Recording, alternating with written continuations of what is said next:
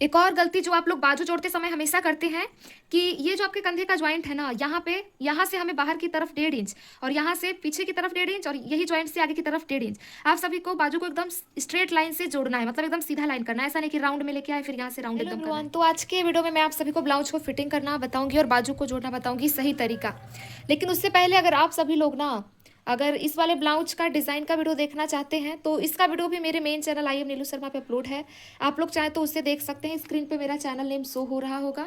और ये डिज़ाइन बनाना सीख सकते हैं, बहुत ज़्यादा सिंपल है, कम समय में और कम कपड़े में भी बन जाता है और देखने में भी सुंदर लगता है बहुत ज़्यादा।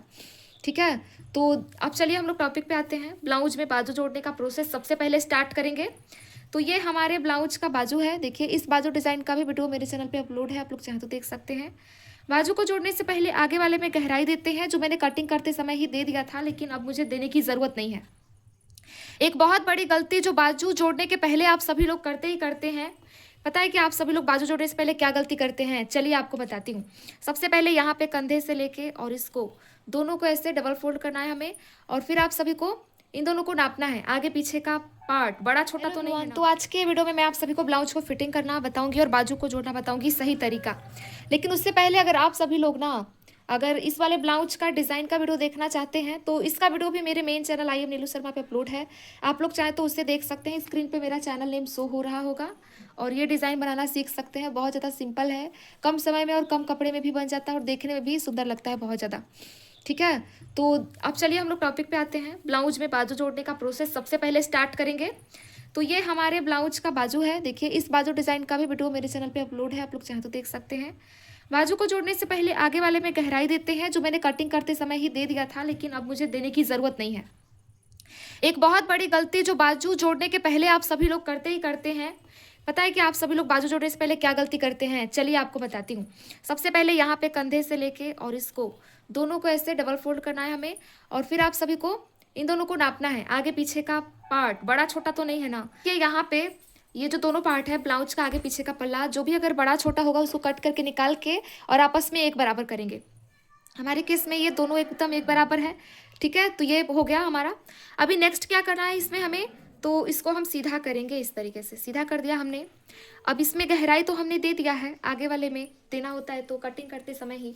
अभी नेक्स्ट बाजू में से भी हमें एक्स्ट्रा कपड़ा फ्रंट में से कट करके निकालना होता है गहराई को। देखिए यहाँ पे हमने पहले ही सिलाई लगा दिया हुआ है और इतना कपड़ा हमें कट करके निकाल देना है।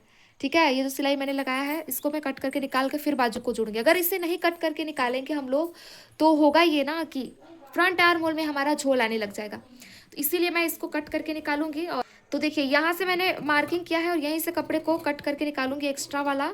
आप लोग इस बात को भी ध्यान में रखिएगा, सभी लोग जो बीचों बीच में कट लगाया है बस वहां तक कपड़े को कट करके निकालना है। देखिए मैंने इतना कपड़ा कट करके निकाल दिया। अभी नेक्स्ट इसमें भी दोनों को डबल फोल्ड करेंगे। डबल फोल्ड करने के बाद से इन दोनों को नापेंगे कि ये एक बराबर है कि नहीं। बाजू का ये जो दोनों पार्ट है हमारा एक बराबर यहाँ पे होना चाहिए। अगर यहाँ से थोड़ा सा भी बड़ा छोटा ये होगा तो फिर बाजू को जोड़ने के बाद से फिटिंग करते समय ब्लाउज में आगे पीछे का पल्ला हमारा छोटा बड़ा होगा तो फिर दिक्कत आएगी ब्लाउज की फिटिंग करने में। इसीलिए देखिए हमने गहराई दिया है ब्लाउज के बाजू में, लेकिन बस यहाँ से यहाँ तक, यहाँ पे हमने कोई गहराई नहीं छाटा है क्योंकि ये छोटा बड़ा हो जाएगा पार्ट, इसीलिए इतना हो गया। अब चलिए बाजू को जोड़ने का प्रोसेस स्टार्ट करते हैं, उसके बाद से ब्लाउज की फिटिंग करेंगे हम लोग। जब तक कि आप सभी लोग वीडियो को लाइक कर दीजिएगा, अभी से आप लोग लाइक बहुत कम करते हैं। लाइक करके और अपना टॉपिक कमेंट करेंगे तो आप सभी के टॉपिक्स पे मैं वीडियोज़ बना दूंगी जो भी आपको नहीं आता है। और ये देखिए ये हमारा आगे वाला पार्ट है और ये भी हमारा जो कट लगा है यहाँ पे बाजू में, इसको भी कंधे के ऊपर ऐसे पलट लेना है। ये देखिए कंधे के ऊपर हमने इसे पलट लिया है।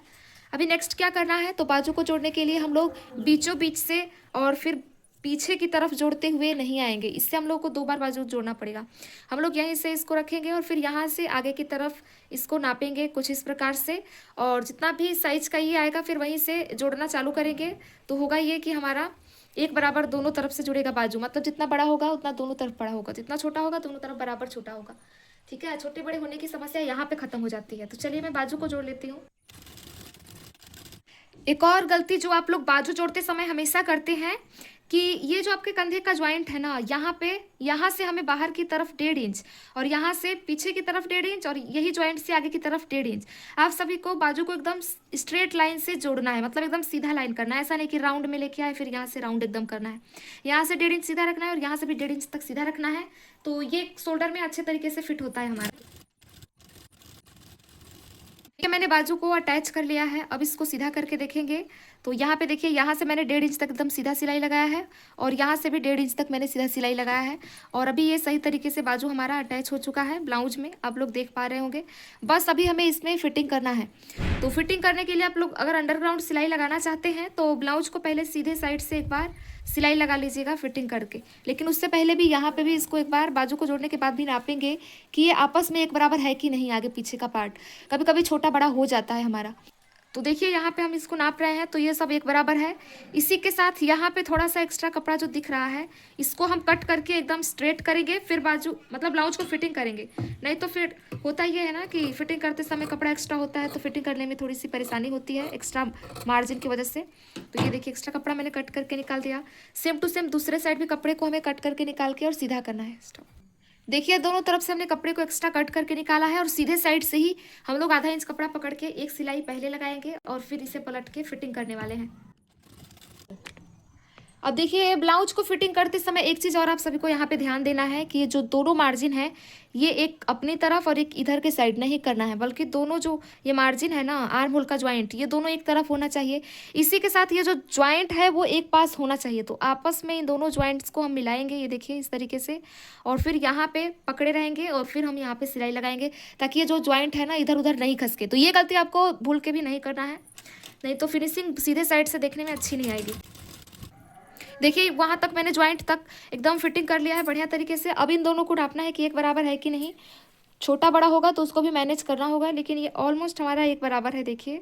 और अब हम यहाँ तक भी सिलाई लगा लेंगे एकदम सीधा। मैं